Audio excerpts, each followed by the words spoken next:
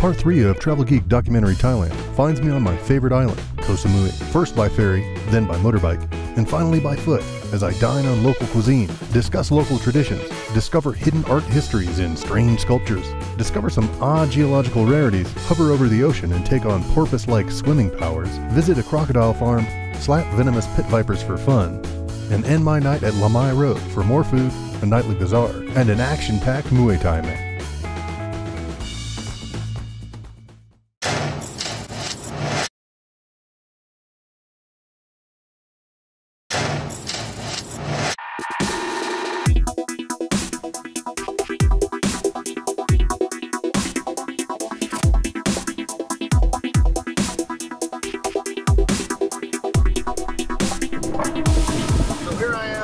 Just outside of Kanom in a place called Don Sak, or actually the Don Sak ferry, just before you get to Don Sak. And this is the ferry that you take to get over to Samui. I believe the last time I was here it took a couple of hours. It can take as long as 3 depending on weather and wind and things like that. It's the main transport hub between the islands and here. So all the big vehicles, all the cargo stuff, everything from personnel vehicles to the little scooters, and of course just the foot traffic, all loads through here. So they're pretty frequent. You can walk right into the main area of the the waiting area and see the times table. There's a departure and an arrival schedule, and they also announce it on the loudspeaker as well. Very organized.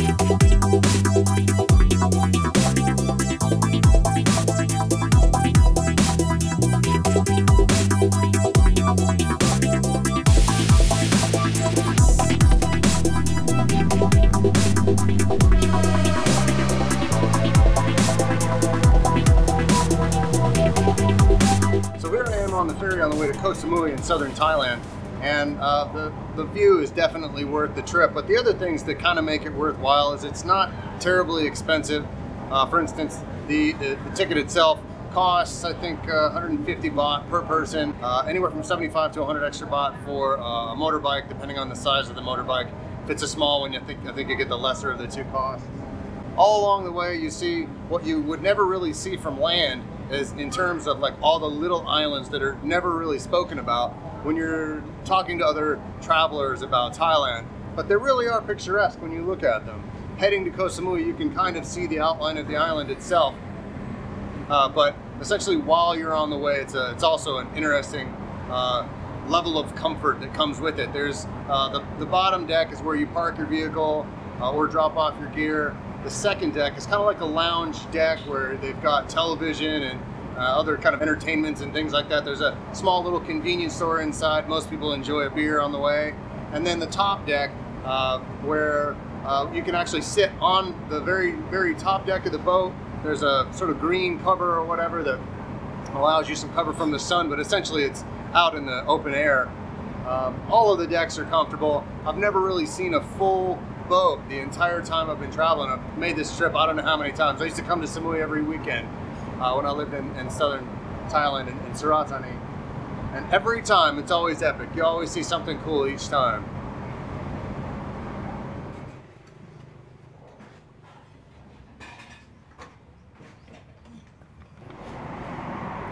All right, so here I am in the Bangpo area of Samui. It's more of like the deserted beach. You get all of the cheaper hotels here, but you get kind of like the same benefit. Everything's kind of right off the main road, so it's a little bit noisy, but at nighttime, I mean, you get this, which is spectacular view. Pangan is just a bit over that way, and it's just kind of sleepy. You know, the only racket is the street side. You know, the cars driving around. But anyway, I've stopped here at one of the restaurants. They've got seafood and all kinds of other stuff. I'm not really in the mood for seafood. I don't know why. I should be. But this time I got what's called kalmu krop, which is kind of like the pork side, and then there's also like kamungai. Kamungai is the chicken portion of that. That almost always comes with a soup with like a chicken broth and maybe some sprouts in it and stuff. And there's always water on the table to quench the thirst. But in addition to that, I've also ordered a chai yen, which is a Thai tea. And I've talked about this in other parts of the video so far, but I just can't get enough of these things. They're so good. Tasty.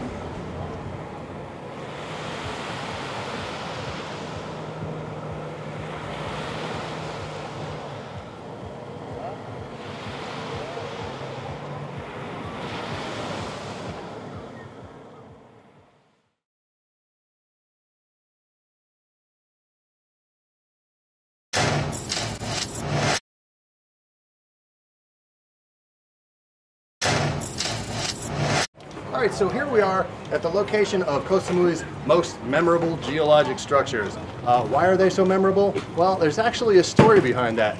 Right here at the, just south of Lamai Beach is the location of two interesting, if a little bit quirky rock formations right on the beach. The story behind the legend states that an older couple, an older gentleman and an older lady, were so passionately in love with each other that they chose to die right here on the beach. And when they did, their love was so strong that the earth, when it covered them up on their graves, grew to resemble their private parts, their henta and henyai.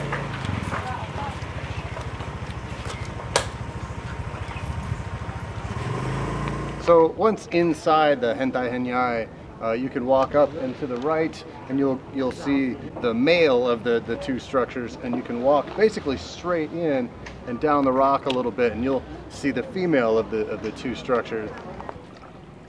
So between the hentai and the henyai, this one is the henyai, or female parts. I'm not really sure who came across this and thought, that's definitely the parts of a human. It's kind of like rock porn. I mean, who really seeks out rock formations and geological oddities in the form of human gonads? But there it is. The center, probably the clitoris. Look, I found it! The sides there, what is it, the labia on either side here. So,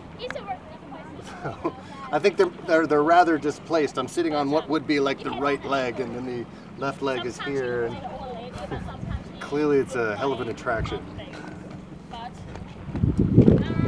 They say that because of the sense of togetherness that they had, and the urge and the need, the deep-seated need that they had to always be together, all of the visitors that come to Samui are bound to return here at some point in time. True or not, I don't know. I've been here several times, so perhaps. Apparently he was a short but thick kind of fella, you know.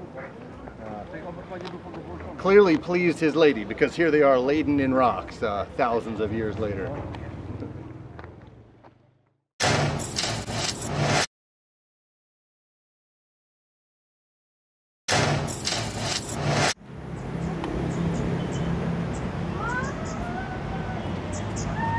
So one of the recommended things to do in Samui is to rent a motorbike and just hit the coastal road. The coastal road is only about an hour or so, depending on traffic. It could be as much as an hour and a half to get all the way around the circumference of the island. And it's only 52 kilometers, so it's really not that bad. But the reason that I would recommend it is that all along the way, you have views like this. It's absolutely spectacular. You know, some of the curves are a little bit tight, so probably drive with some brains about you. and know that there are a lot of motorbikes on the road, helmed by people who have absolutely no experience on motorbikes. There's wrecks all the time, but if you use your head and keep your sense about you, you'll be fine. Having said that, as you come up the steep hills and the long, very coasting descents, the views are just absolutely epic. In addition to spending time driving around the coast, your motorbike will also get you into all the cool other little places. Like there's like the snake show and the crocodile show out near the airport, and then there's the big Buddha statue that's right over here. I'm going to try and hit that before nightfall, and just lots of different attractions all throughout the island, and a motorbike gives you access to all of those. Highly recommended. Alright, so here I am at the big Buddha in Koh Samui, and it's definitely big. It's not the biggest one ever, but it's the biggest one in Samui, and in fact it's probably the biggest one on the eastern seaboard of southern Thailand, which is saying something. There's a lot of Buddhas. In fact, you see one on the way over from the Raja ferry and the Sea Trans ferry near Kanom and the Don Sak area. You see one as you kind of leave the ferry, but in any case, this is the bigger one. It's best to see it in either the morning or the very late afternoon. We're getting here just about sunset, and the reason that is because the tiles all the way up are basically like hot coals as you're walking through. In the middle of the day, just forget about it. You're really not supposed to wear shoes in any temple, but this one being one of the more celebrated shrines in the region, you definitely are not going to be acceptable wearing shoes here. So you got to take your shoes off. Come in the morning. It's going to be too hot to walk in the afternoon heat.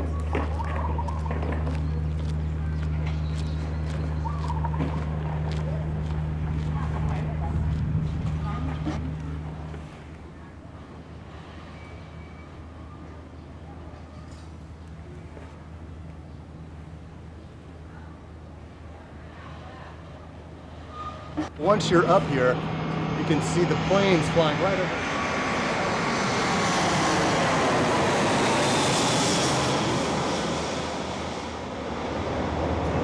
Which is very cool. The airport is, I think it's over that way.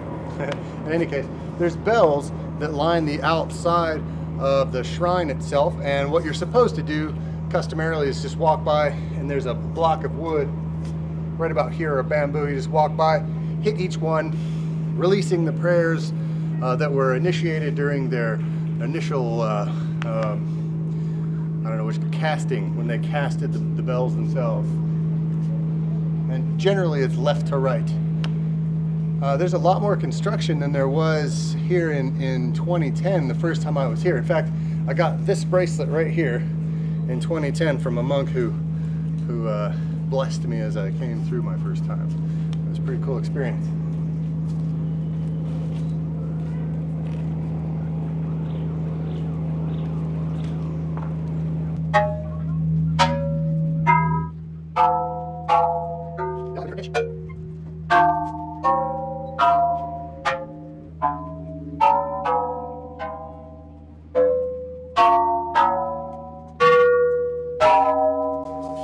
That's it.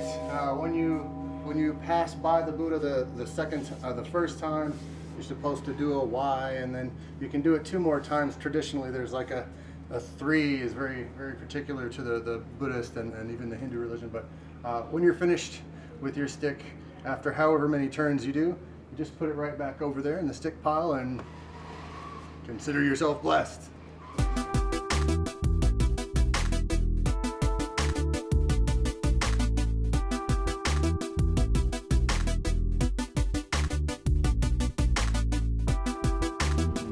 Okay, just on the outside of the grounds of the big Buddha is this strange sort of sculpturing here. There's Koh Samui, who is a half giant and half human, fell in love with Puapat, who is a wonderful musician. And he actually had a thing for a mermaid who was jealous of Koh Samui, and she, seeing this coming, locked him in a cage, and he freed himself through this action-adventure lore that makes its way through the Thai mythology, and broke free from his cage. His little affair with the mermaid was the lasting one. What he did to free himself from his bonds and from Koh Samui was to master the art of flute songs. So the music that he makes can both be beautiful, but it can also be devastating. And the wavelength of the music itself broke her heart, freed him after having a son, and then with the mermaid they have another son who is on this epic green finned reindeer looking thing. From what little I've been able to pick up, basically there's a lot more to the statues as you walk through the big Buddha temple. It's so random too, and the places that you'll find sculptures and things like that throughout Thailand, it just has, unless you ask somebody or know it prior to coming here, you really have no idea why they make these random looking statues, but they're pretty cool nonetheless.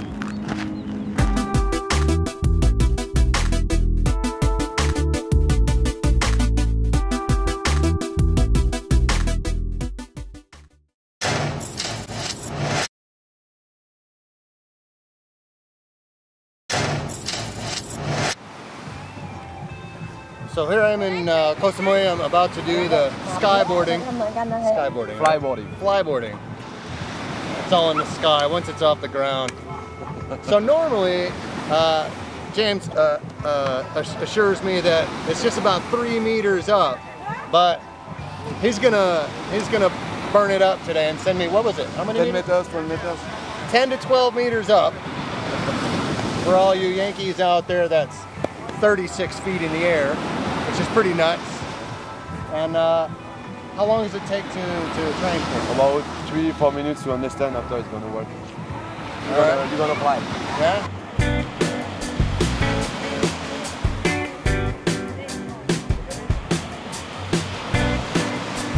Of all the items I've crossed off my bucket list, flyboarding is probably the one with the greatest learning curve.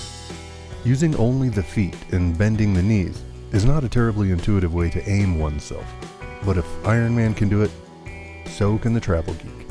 In addition to the challenge of steering through three-dimensional space using only one's feet, there's also thrust, and the fact that someone else is controlling the thrust, based not on where you want to go and how fast you want to go there, but rather on how well they think you're doing in the learning process. There's an added layer of difficulty in the game. There's an odd feeling of going backward while leaning forward, because your movement is no longer determined by where you're positioning your weight, but where your feet are positioning the thrust.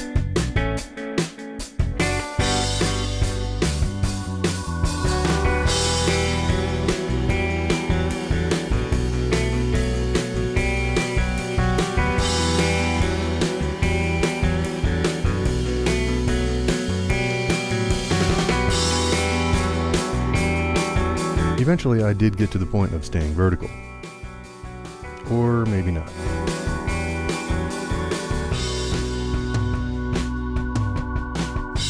In either case, it was time to wrap things up with the dolphin dive.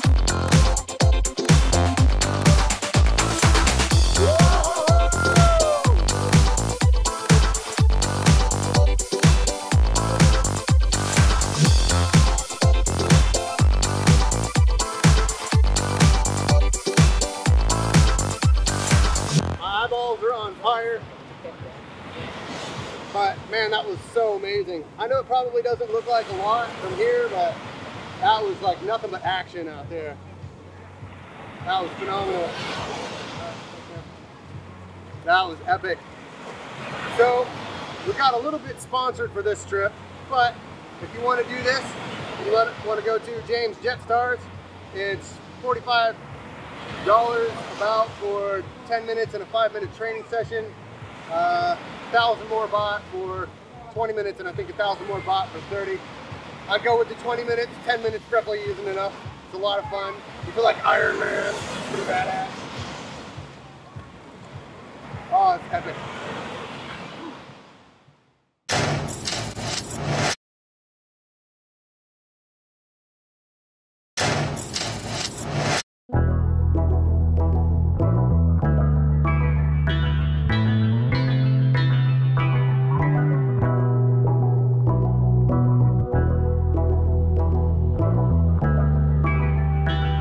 That's pretty crazy. There is a 10-foot crocodile right here within spitting distance. I could probably reach down and touch him. I won't. But man, he just looks like he's fully covered in armor. And there's a crazy monkey, literally crazy monkey, in that cage over there. He keeps trying to beat his cage open. And the staff are like, don't mess with this one. He's a little bit crazy, like don't go near him. So I heeded that warning. In any case, here I am at the crocodile farm in Koh Samui, and it was actually started more than 15 years ago by a guy named Hans Peter and Uli Otter. And it's interesting that Uli's last name is Otter because they have them. They have 2 of them right in a cage over there, and they're really, really cute. I think there's 2. There might be more than 2. They make this neat little squeaky noise. In any case, they also have other animals as well. It's not just a crocodile farm. It includes a crocodile show as well as a snake show. And in that show, they have a various assortment of snakes and also cobras, king cobras, you know, like large ones, 3 meters long. In fact, the largest crocodile they have here is a little bit more than 3 meters, and the normal size for all the cobras is about 3 meters as well. That's pretty insane. As far as the crocs go, there are freshwater and saltwater crocodiles. I didn't even know that they had freshwater crocodiles in Thailand, which is kind of strange for me. But they're also importing other snakes as well. They buy their snakes in Bangkok, and they're actually Thai king cobras. Now this species of cobra comes also from all the way up to like India and things like that. In the snake show itself, there are 3 king cobras, but they also have what's called a jumping snake or a jumping cobra. I'm not sure if it's a cobra or not, but they said it literally jumps. Looking forward to seeing that. And as I look around this enclosure itself, I see 1, 2, 3, 4, 5, 6, 7, 8, 9, 10, 11, at least 12 very large crocodiles just right here in front of me. And it's weird, right over the fence from the last enclosure is like somebody's house. They're just over there like barbecuing and having a party. It's pretty wild. Very difficult to find the park itself. You have to ask quite a few people. So I either recommend taking a day tour, which includes this in the tour itself, or driving with a Thai person, someone who knows Koh Samui. It's pretty difficult. It's up near the airport, and you kind of meander through a couple of residential and commercial mixed areas. In addition to that, the ticket itself to get in is 600 baht per adult, 300 baht per child. So if it's just 2 of you and you're adults, like I think the day tour is something like 1,600 to 1,800 baht, depending on if you go for 5 or 6 hours or something throughout the day.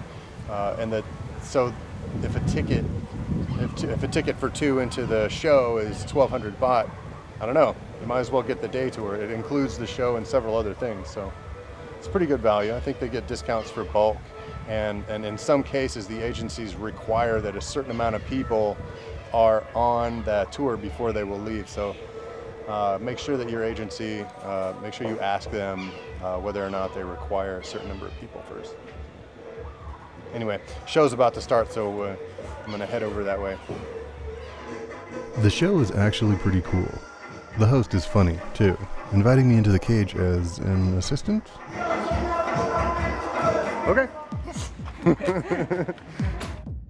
He keeps in pretty good spirits as the show sees him attempting limb and life-threatening stunts with these ancient lizards. First, they drag the crocs into position, where they will begrudgingly become the unwitting stars of the show. They appear to put up with being muscled around pretty well, though there's clearly an element of argument over the affair. Eventually, though, the dinosaurs relent and put up with all manner of poking, prodding, and performing their stunts. Ultimately, the show more or less turns out to be a catalog of moments that play on the animal's instincts.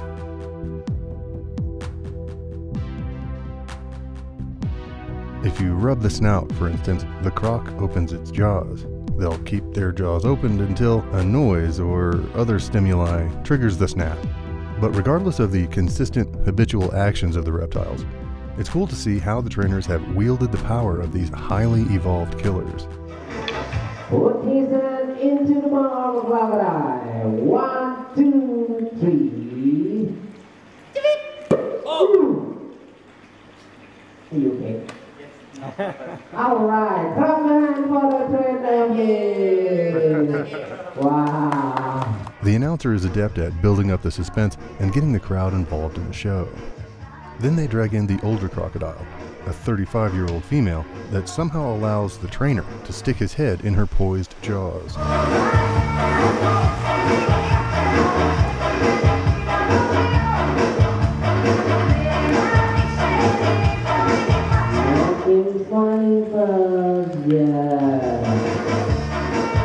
This is crocodile smile.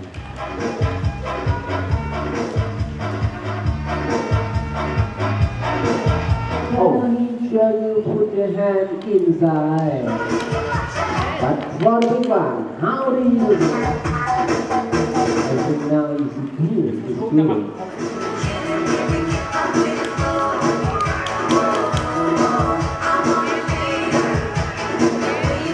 Okay, let me start the trainer. He will try with his hand into the mouth of a crocodile. Okay, the next time trainer put hand inside the crocodile mouth.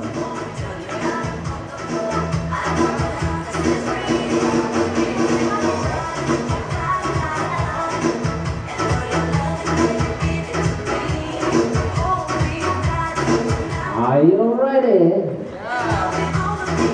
1, 2, 3. Action.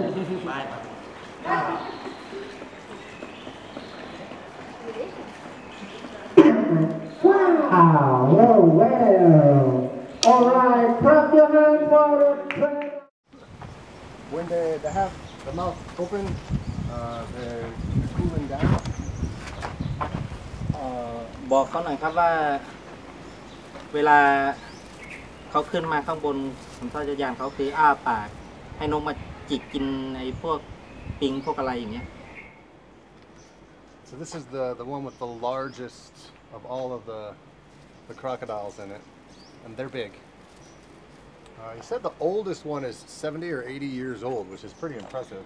And it looks like there's one in here that's at least about 3 meters. And they're so like fat. They've got such large abdomen on them. Ooh, deck way. Ooh, deck way. Yeah.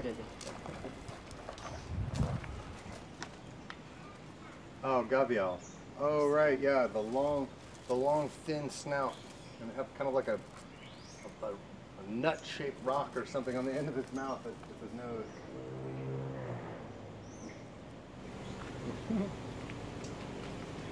Dinner. Poor little guys. So he's gonna get the baby for me. I'm gonna see if I can't pet the baby. Oh.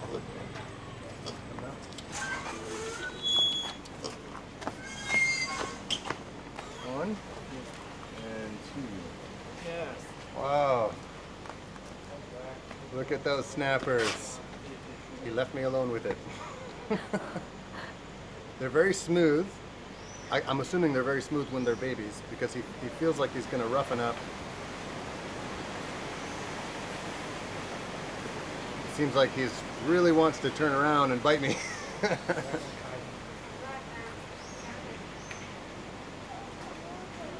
What's that, a caiman? No. This was a regular crocodile, right? Yes. It's, let me guess. It is freshwater. Freshwater. Okay. How old? 2 or 3. 2 or 3 months. It's right at time on a just with you.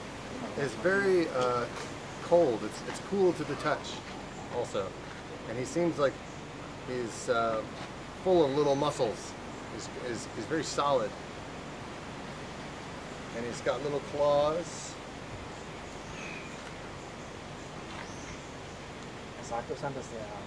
The pads of all of his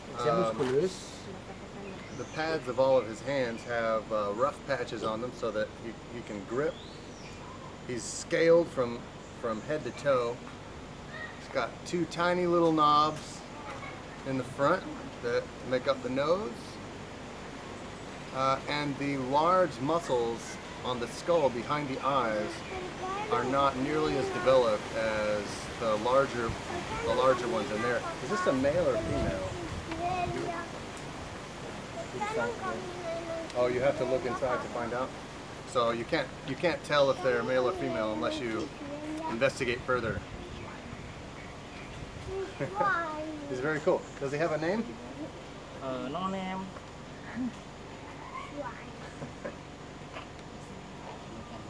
Dangerous.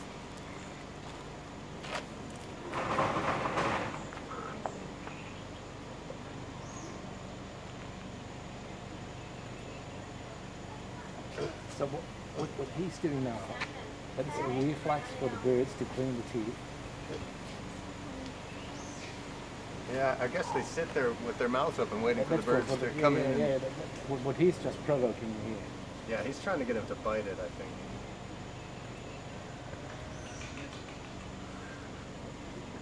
So he's already got teeth, huh?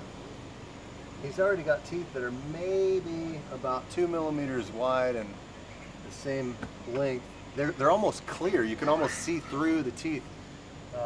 They look a bit like stained glass, like white stained glass. And It's don't touch the okay. And he's got a hissing response.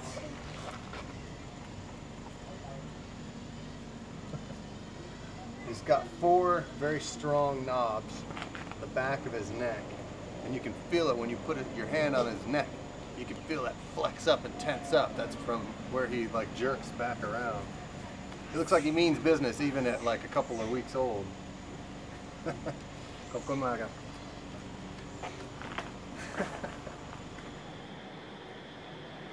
So here I am in what appears to be the King Cobra compound. And they're moving over here. You can see them moving on the ground just over here.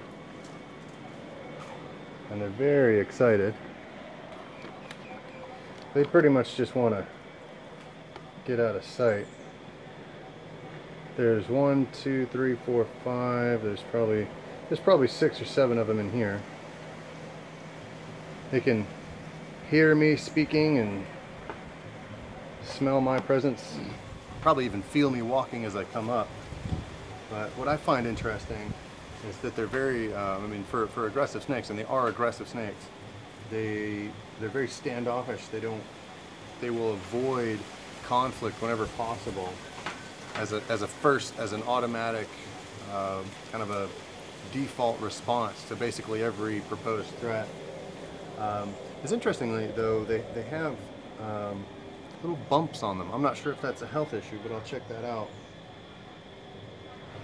But anyway, snake show's about to start, so maybe I'll see these guys in the ring.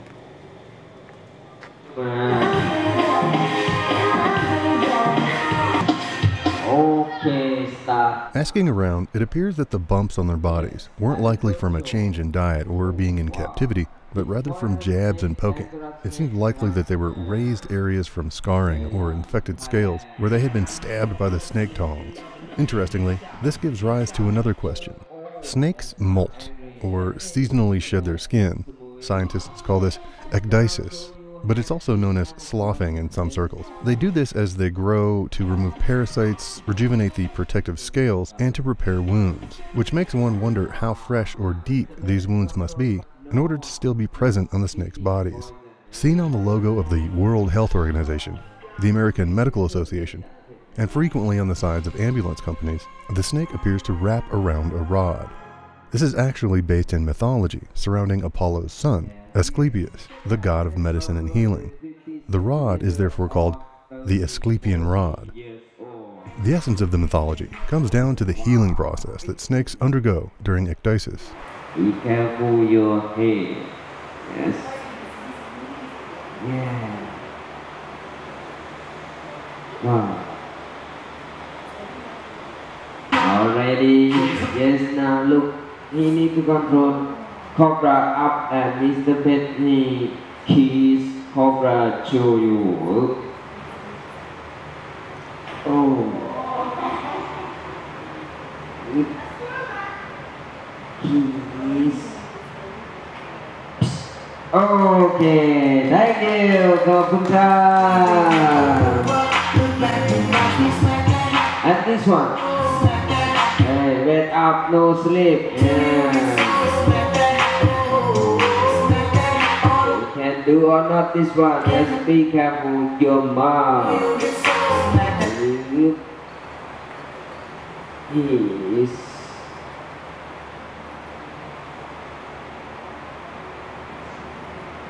Oh, you are. Are you sure?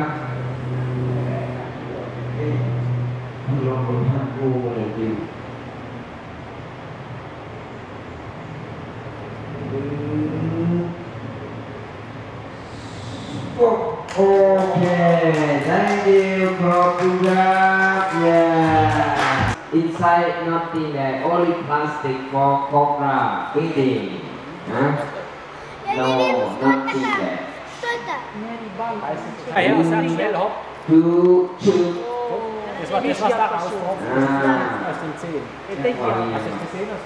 Have full fact you want to awful person. Theo thì cái tệ tệ chim như lộn này là lại đó. Good. Không hiểu. Go on your next. Oh, ถ้าเป็นผมนี่ยืนไม่ถึงเลยเนี่ยดีเป็นตะเข็บ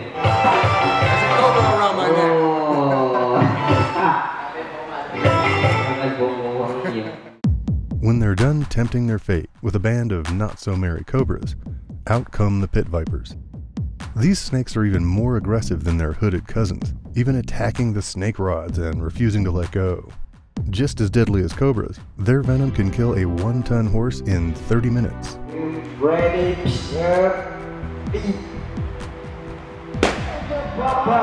wow.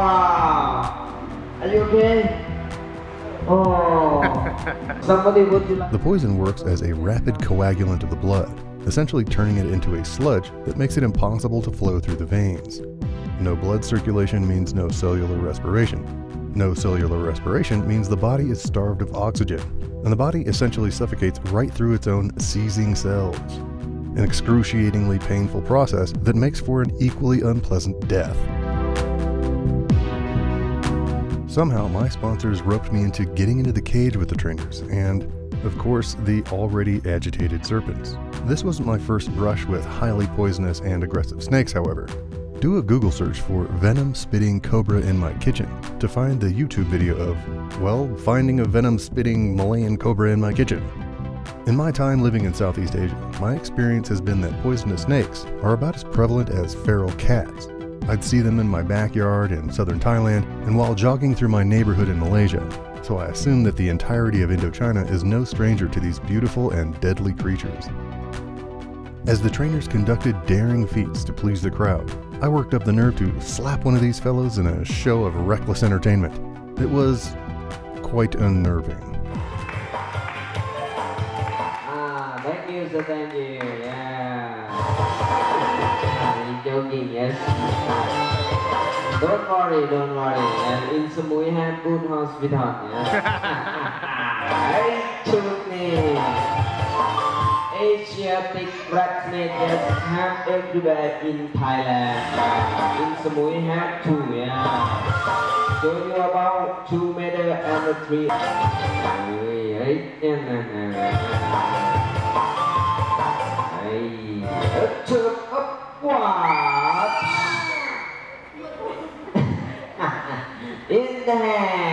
Thank you.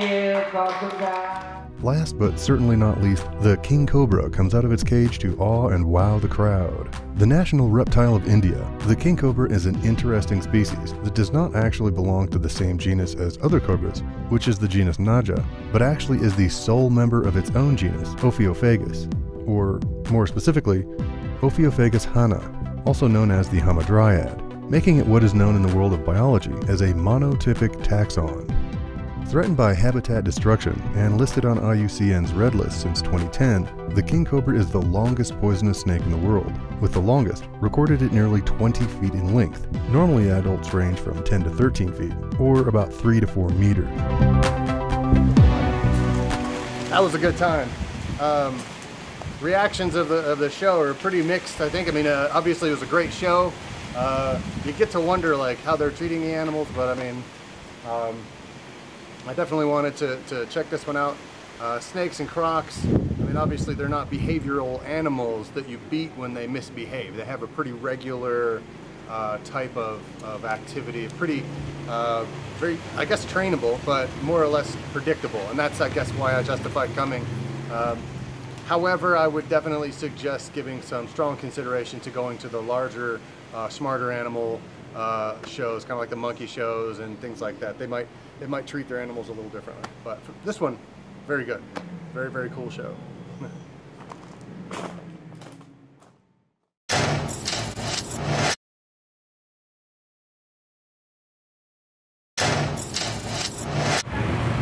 So here I am at Lamai Road, and it's actually right down the street from Lamai Beach. And this is it. This is the center of all the fun and the attraction at Lamai in the south. Basically the opposite end from Chaweng on Samui Island, on Koh Samui. Down this way is where you get kickboxing and all the bands, all the big bars, all the drinking, slobbery fun. Basically all the drunk motorcyclists come up this way. This is actually a one-way road, but nobody really pays attention to the giant sign that's right behind me. They all kind of buzz up and down this street pretty much all night long. And yeah, right now it's low tourist season, so there's not a whole lot of action, but it's a great time to come because you get the beach pretty much to yourself. All of the hotel prices and the restaurant prices are way down, and there's no sacrifice in quality. It's the same stuff you'd get in the high tourist season. The only difference is it's basically all yours and it's a lot cheaper.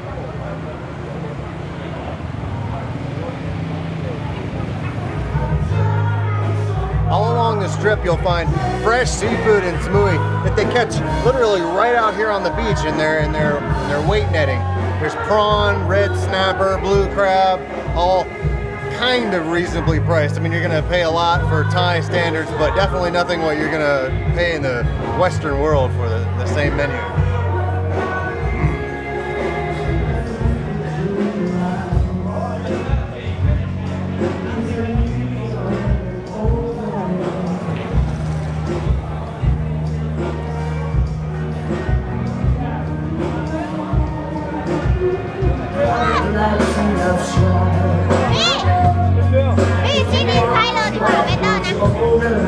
It's a good band.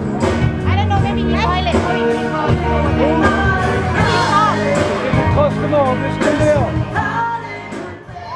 So here I am at Koh Samui's Muay Thai event. There are normally 4 separate events. The first of which is the young men. Then the age bracket increases a little bit. Then there's at least 1 female round, probably even 2, depending on what bout is required throughout the region. And then finally, the adult males, the heaviest weights. The way that each round starts is they have an opening ceremony. Generally speaking, the people that wind up here are the best in their weight division. All throughout Thailand, if you spend enough time in any one place, you're bound to be invited to a Muay Thai match. And if you get the chance, take it. It's a pretty wild experience. Muay Thai is classified as a combat sport within martial arts, and it's often referred to as the most brutal of all the art forms. Comprised of foot, shin, knee, elbow, fist, and even head strikes, Muay Thai is a standing art which often ends in a knockout. Clinching and locking together is also seen, but generally broken up by a referee. In Thailand, where the full contact fighting style was born, practitioners dedicate their entire lives to the art form. Young boys are often offered the option of going to school regularly or studying Muay Thai. Parents, especially doting fathers, watch their sons closely to see if they show any potential in the craft and offer them the opportunity before they start Madhyam, or middle school. Just like everything else in Thailand, Muay Thai is steeped in ritual. The opening ceremony for each fight is an elaborate dance and a show of respect for not only the other fighter, but also to their ancestors and instructors. This normally starts with the fighter summoning the strength of their power animal. It's often a phoenix or a tiger or a cobra, something sort of juvenile and scary. And as each fighter moves from one side of the ring to the next, they move and contort their bodies to act out their power animal's personification. It's also important to note that boxing rings throughout Thailand are built with each side facing a cardinal direction. So when the fighter begins this display, they're doing so by paying respect to the spirits of the universe who conjure their power in these directions. It's sort of a feng shui ritual, and as the fighters arrive at the side of the ring closest to their home, they bow and say a special prayer, giving thanks or requesting good luck from the place they're from. This would also be the place where their ancestors are from, and likely where they died, and so they're also asking for the power of their ancestors to flow through them and help protect them as they fight. As the fighters battle, there are no ugly or scornful faces. There are no antagonistic or taunting gestures, but during the match, the combatants are ruthless and determined. You can see it from their faces, to their focused and lightning-fast movements. It's as if neither the crowd nor anything else is distracting them. But the moment the bell rings, the fighters return to their normal demeanor, smiling at the crowd or the other fighter, many times congratulating them. There's no disrespect shown in the ring, and each fighter knows that it's all about the fight. Nothing is taken personally, and neither of them question the judge's decisions or maintain resentment after the fight. The word Muay Thai simply means boxing. Muay Thai, therefore, means Thai boxing or Thai fighting. So it's only necessary to call the sport Muay Thai outside of Thailand. This is because they don't really box in the Western sense of the word. And why would they when they have this kind of fighting? In Thai, a fighter is called Nak Muay, and the sport they practice is known locally as the art of 8 limbs. This is because, as normal boxers have only 2 points of contact, the fists, Thai boxers throw punches, kicks, elbows, knees, etc. The sport is not limited to males. Young fighters and females also engage the sport. And female fighters especially draw heavy hoots and hollers from the ladies in the crowd. Muay Thai has an interesting history in the region. As early as the 1500s, fighters didn't use any form of gloves or protective gear. But around 1560, with the increase in prominence due to King Narswan's interest in the sport, fighters began to make themselves more colorful by donning headbands and arm and leg bands. Eventually, fighters fought with links of hemp rope wrapped around their hands and forearms, which would eventually come to be known as the first influence that led up to wearing boxing-style gloves. And by the time of King Chulalongkorn, also known as Rama V, this was the mainstay of the sport. This would be in the late 1800s, continuing until one fighter gave up, fell unconscious, or died. The first official boxing ring was built in Suwankular, Thailand in 1921, and in one fell swoop threw the sport into international acclaim. Foreign boxers from all over the world trained month after month in hopes of fighting native Thai boxers to gain status in the international fighting world. And Thai boxers were quick to respond, welcoming the spectacle and the money that it brought in. It's been a hugely popular sport ever since. Even today, there are very few people around the world who've not heard of the sport and know even just a little about its mysterious and dangerous history.